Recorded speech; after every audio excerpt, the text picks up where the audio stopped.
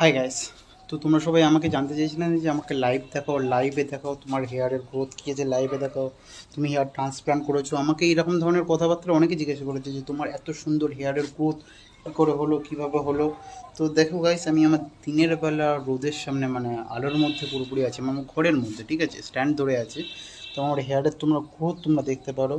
আর হেয়ারের তোমরা দেখতে পেরেছো তো আমার হেয়ারের মধ্যে কী ছিল, কী থেকে কীভাবে কী হয়েছে।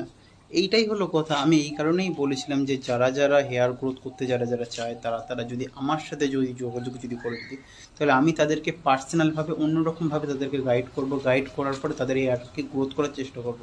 আমি ওই অন্য কোনো রকম ট্রিটমেন্ট চাইলে আমিও চাইলে করতে পারতাম, আমি ওই রকম ধরনের কোনো কাজ করিনি।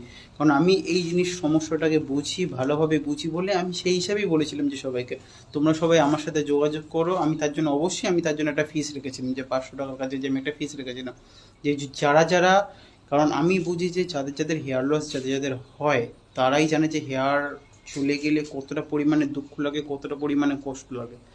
তো আমি সেই কারণেই বলেছিলাম যারা যারা অতি অবশ্যই গ্রোথ করতে যারা যারা চায়, যাদের চুল যাদের পুরোপুরি মানে হেয়ারের অবস্থা যাদের যাদের খুব খারাপ, যারা যারা গ্রোথ করতে যারা যারা চায় তারা তারা অতি অবশ্যই তারা তারা আমার সাথে কন্ট্যাক্ট করবে, আমার সাথে যোগাযোগ করবে। আর আমি তাদের সাথে কথাবার্তাও বলবো। এবারে যে যার ব্যক্তিগত ব্যাপার, কেউ যোগাযোগ করেছে